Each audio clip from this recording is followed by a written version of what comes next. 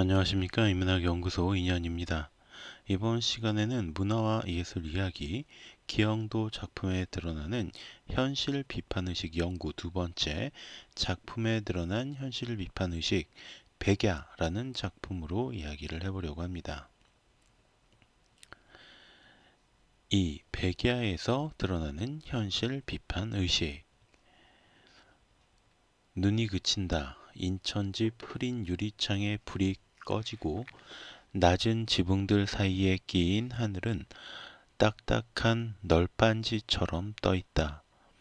가늠할 수 없는 넓이로 바람은 손쉽게 더러운 담벼락을 포장하고 싸락눈들은 비명을 지르며 튀어오른다. 흠집투성이의 흑백의 자막 속을 한 사내가 천천히 걷고 있다. 무슨 농구처럼 굽은 손가락들, 어디선가 빠뜨려버린 몇 병의 취기를 기억해내며 사내는 문 닫힌 상회 앞에서 마지막 담배와 헤어진다. 빈 골목은 펼쳐진 담요처럼 쓸쓸한데 싸락눈 낮은 촉광 위로 길게 흔들리는 기침 소리 몇, 검게 얼어붙은 간판 밑을 지나 휘적휘적 사내는 어디로 가는 것일까?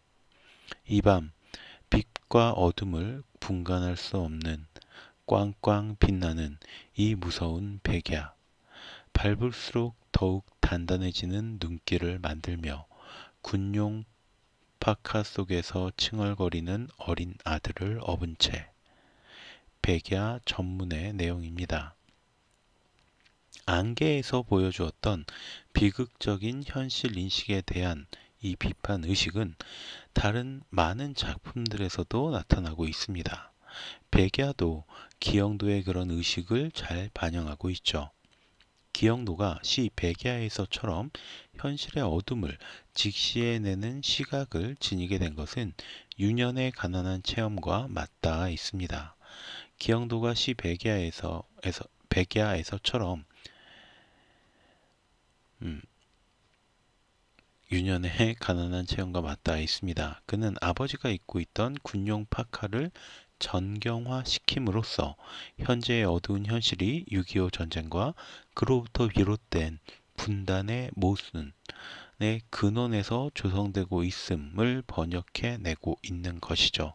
그는 직업을 잃고 노동판을 전전했던 아버지의 등에 업혀서 추위와 배고픔으로 칭얼거렸던 자신의 유년 시절을 새삼스럽게 기억합니다. 현재 또 다른 의미에서 삶의 궁핍함을 겪는 자화상을 전후의 가난 속에서 아버지가 살았던 빛과 어둠을 분간할 수 없는 무서운 백야의 겨울밤, 그 극한 상황 속에서 휘적휘적 방향도 없이 걸어가는 한 사내의 모습에서 다시 발견했기 때문입니다. 기영도에게 서울은 인간다운 삶을 살 수 없는 죽음의 도시로 인식이 되면서 무의식 속에서 그는 끊임없이 서울을 떠나게 됩니다. 조금 더 자세히 살펴보자면 이렇게 말할 수 있습니다. 눈이 그친다 에서 우리는 흔히 눈의 이미지를 맑고 순수하게 받아들이고는 합니다.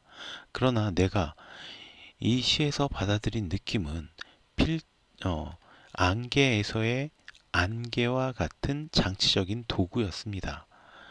삶과 죽음이 공존하는 세상을 뒤덮어버리는 눈이 그침으로써 인천집 흐린 유리창에 불이 꺼지고 낮은 지붕들 사이에 끼인 하늘은 딱딱한 널빤지처럼 떠있다.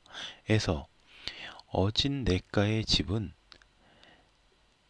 삶을 밝혀주던 집에서 불이 꺼져버린다는 것이죠. 인천이라는 게 어진 냇가라는 거잖아요. 뜻이 그래요. 그래서 어진 냇가의 집, 거기서 삶을 밝혀주던 집에서 불이 꺼져버렸다라는 겁니다. 너무 눈에 비해서 통속적으로 해석될지도 모르지만 희망이 사라졌다라고 받아들여도 무리가 없는 해석이겠죠. 뒤이어 나오는 가늠할 수 없는 넓이로 바람은 에서 이 부분이 다시 한번 강조가 됩니다. 죽음을 가늠할 수 있는 사람은 없기 때문이죠. 그 가늠할 수 없는 죽음은 손쉽게 더러운 담벼락을 포장하고 손쉽게, 그러니까 더러운 세상을 포장해 버린다는 겁니다. 삶을 이끄는 것은 근본적으로 죽음이 아닐까라는 생각을 해보는데, 죽음이 더러운 우리의 삶을 포장할 때, 그것은 우리가 알아볼 수 있을 때 바로 눈이 그친 상태입니다. 눈이 그쳤기 때문에 우리는 죽음과 대면을 하게 되고, 싸락눈들은 비명을 지르며 튀어오릅니다. 그러니까 소임, 삶과 죽음의 혼돈 상태를 가려주는, 그 자신의 소임을 다하지 못한 눈들은 비명을 지르게 되는 것이죠. 흠집투성이 흑백의 자막 속을 한 사내가 천천히 걷고 있다. 자, 그리고 이제 한 사내의 이야기가 시작이 됩니다. 눈이 그치고 죽음을 대면하는 흠집투성이의 상태 속에서 한 사나이가 천천히 그 모든 것들을 즐기면서 걷고 있는 거죠. 그가 그 비극적인 상황을 즐길 수 있는 이유는 그가 취했기 때문입니다. 몇 병의 취기를 기억해내며 사내는 문 닫힌 상회 앞에서 마지막 담배와 헤어진다. 우리가 술에 취해본 사람이라면 알 수 있겠지만 대부분의 사람이 용감해지기 마련입니다. 사내 역시 술김에 용감해졌고, 그렇기에 역시 불이 꺼지고 문 닫힌 절망적인 가게 앞에서 담담하게 서 있을 수 있는 것이죠. 빈 골목은 펼쳐진 담요처럼 쓸쓸한데 싸락눈 낮은 촉강 위로 길게 흔들리는 기침소리 몇, 검게 얼어붙은 간판 밑을 지나 휘적휘적 사내는 어디로 가는 것일까? 골목이 비어져 있고 제 소임을 다하지 못했던 눈은 낮은 빛을 내며 이제는 비명이 아닌 기침소리만을 내뱉고 있습니다. 그 절망적인 상황 밑을 사내는 휘적휘적 유유히 지나가죠. 이 밤, 빛과 어둠을 분간할 수 없는 꽝꽝 빛나는 이 무서운 백야. 이제 백야가 등장을 합니다. 눈이 그친 밤, 삶과 죽음이 분간되지 않고 그래서 더 무서운 밤. 그러나 시인은 그 절망적인 상황을 이겨내려고 애를 씁니다. 눈은 이미 그쳐서 우리를 죽음으로부터 가려주지는 못하지만 남아있는 눈들로 인해서 완전히 어두운 죽음뿐이 아닌 아직은 밝음이 존재하는, 즉 삶이 존재하는 밤, 백야로 정의를 하는 것입니다. 그리고 아까의 그 용감한 사내가 다시 등장하게 되죠. 사내는 밟을수록 더욱 단단해지는 눈길을 만들며 군용 파카 속에서 칭얼거리는 어린 아들을 업은 채 이 역경과 고난이라는 흔한 소재를 통해서 우리의 삶이 더욱 단단해지는 모습을 보여주고 있는 겁니다. 사내는 우리의 삶이 더 견고해질 수 있게 만들어 줍니다.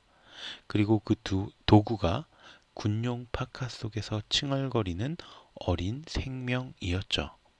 이제 막 시작하는 어린 생명과 함께 우리에게 있는 것이 죽음만이 아니라는 것, 삶 역시 우리가 마주하고 있다는 그 사실을 우리에게 암시하고 있는 겁니다. 게다가 이 시의 마지막 부분에서는 마침표가 찍히지 않습니다. 이건 과연 무엇을 말하는 것일까요?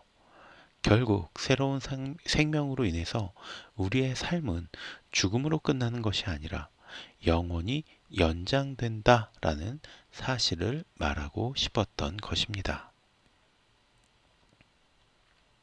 자, 오늘은 기영도의 시 백야를 바탕으로 기영도의 어떤 시 세계를 탐구해 보았습니다.